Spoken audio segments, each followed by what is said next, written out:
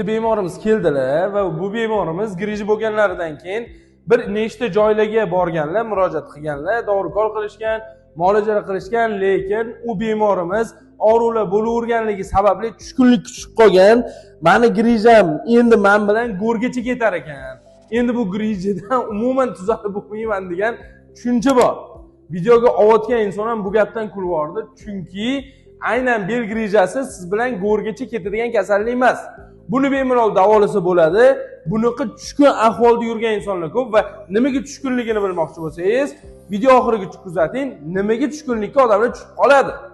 Sabab nima va qanchalik buni davolab olish mumkinligini video davomida men sizga tushuntirib beraman. Biz bunaqa bemorlarni qanchasini davolab fikrini o'zgartirib bo'lganmiz.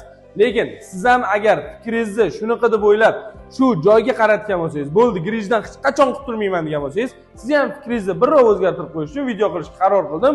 Do'stlar, bel grijasidan juda ham ko'p bemorlar men grijadan hech qachon qutulmayman degan xayolga borishini sababi bir necha yil oldinlar disk uchurasi bunaqa darajada rivojlanmagan va yangi kasallik bo'lganligi uchun mutaxassislar aynan bu kasallik haqida o'zi ham yaxshi tushunchaga ega bo'lmaganligi uchun disk uchurasini faqat operatsiya usuli bilan olib tashlash kerakligi haqida o'ylashgan va operatsiya qilish jarayonida oldin kesib operatsiya qilingan, bu mahalliy usulda operatsiya qilinish aynan disk uchurasini olish barobarida oyoqqa o'tgan nervni kesib, oyoq ishlamay falaj bo'lib qolishiga olib kelgan. Shunaqa insonlarni bilasizmi?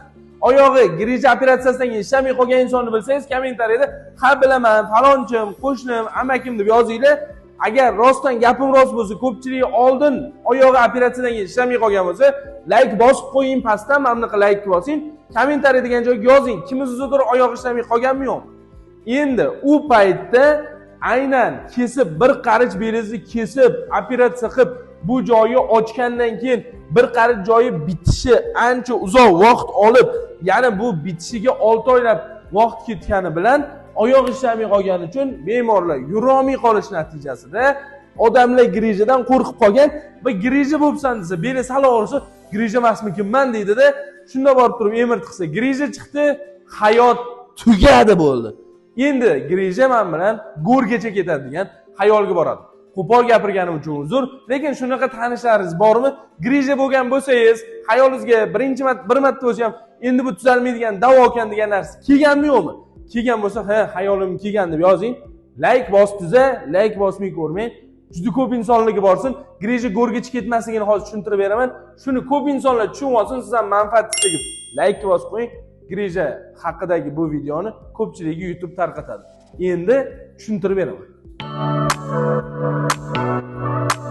Bel grijasi tanamizda paydo bo'lganidan keyin aynan tanamiz uchun bu yangilik bo'lib, ya'ni oldin disk ezilib oqib chiqmagan edi, o'zini doirasida turgan edi. Endi ezilgandan keyin bu o'z doirasidan oqib chiqqandan keyin tana uni o'ziga kerak emas ortiqcha narsaligini his qilgani uchun tanamiz aynan unga qarshi kurashishni boshlaydi va sizda og'riq bo'lgani bu qayta kurash paytida, ya'ni nerv ezilib yotibdi.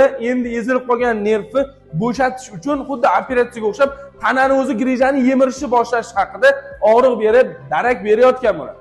Siz to'g'ri davo usullarini qilsangiz, kuniga 40-30 daqiqa yursangiz piyoda, modda almashinuvini yaxshi qilsangiz, vitaminli mahsulotlar iste'mol qilsangiz va qon suyuqligi har doim nazoratda bo'lishi, harakatlar, umurtqa pog'onasida qon aylanishini yaxshilovchi mashqlar, umurtqa pog'onasida muskullar baquvvatligini ta'minlab beruvchi mashqlarni siz amalga oshirganingiz sari vitaminlar borib turib, qon bilan birga o'sha joyda disk uchurasini yemirishni boshlaydi.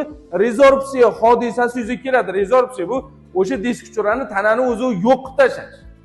Demak, do'stlar, siz yo'q qilib tashlashiga imkoniyat yaratib berishingiz kerak, lekin siz hech nima harakat qilmay bitta doktorga bordingiz, ukol qildi, bitta doktorga bordingiz, hijoma qildi, bitta doktorga bordingiz, dorikol qildi, qaysidir doktorga bordingiz, ariga chaqtirdi, bo'ldi, uyga ketdingiz, tuzalib ketdingiz degani emas. Faqat shuni tushunib olsanglar bo'ldi. Sizlar masalan 35-40 yoshli inson 20 yoshda uydagi og'ir narsalar ko'tarib, chelaklar, harakatlari qilishni boshlaydi. Siz taxminan necha yoshda ota-onangizga qarashib og'ir narsalar ko'tarishni boshlagansiz? Qishloq sharoitida bo'lsangiz, chelaklarni ko'targaningizni eslaysizlarmi? Kommentariyada X deb yozib qoldiringda, like bosing.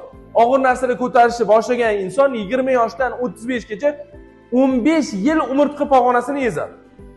15 yil umurtqani ezdingiz, marhamat qilib siz 15 yil mashq qilib qo'ying, griji tuzalib ketadi. Hech qanaqa muammo emas bu kasallik tuzalish. Lekin siz bitta joyda 10 kun lecheniya olib kelasizda, bo'ldi, o'sha joy sizni grijni tuzatib berish shart. Bu do'stlar tomoqdagi misol uchun gripp virusi yoki koronavirus emaski, bitta antibiotik ichib yotsangiz, antibiotikni o'zi borib viruslarni o'ldirib tuzaladigan. Bu yillar mobaynida umurtqa ezilgan disklar bosim natijasida oqib chiqqan. Endi o'shalarni oqib chiqqan joyini ma'lum miqdorda elastik qilib joyiga qaytarib mashq qila biladi. Va rezorbsiyaga uchratib siz tanaga sharoit yaratib berib, grijani yemirtirishingiz kerak. Shunda emirtqiganingiz ham kichkina chiqadi. Shu uchun biza grijani dori-kolsiz tanani yordam bilan davolaymiz, yurish beramiz, beylik haydash beramiz. O'sha tanada umurtqada grijani yo'q qiluvchi, belda qon aylanishini yaxshilab, rezorbsiyani boshlab beruvchi mashqlarni beramiz. Shuning uchun pastdagi nomerga murojaat qilib, muolajani olib turib, mashqlar olib ketingda, mashqlar qilib uyingizda tuzalib ketavering. Faqat uyda to'xtovsiz harakatlar bo'lish kerak. Siz mana shu narsalarni bilib olsangiz, tanada bu yozib qo'yilgan, bu har qanday adabiyotda yozilgan rezorbsiya hodisasi. Bu bor narsa. Umurtqada griji 0 bo'lib ketgan bemorlarimiz to'l yotibdi. O'zimizni hayotiy tajribada ham kitobdan olish shart emas. Emirtqiga 0 bo'lgan. Shuning uchun muolajani olingda, hamma narsani tushunib ketingda, uyingizda yana o'zingiz muolaja qilib, grijani tuzatib oling, bo'ldi. Bu yerda haqiqat shu.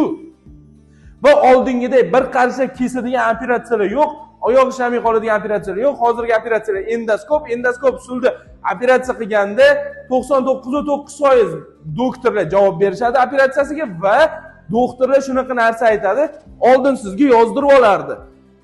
Hech qanaqa davoyim yo'q, o'lib qolsam boshqa bo'lsam. Hozir unaqa narsa yozdirmaydi, chunki bu 99.9% aniq operatsiyadan sog'lom holatda ertasi kuni yurib chiqasiz. Faqat operatsiya eng oxirgi usuli.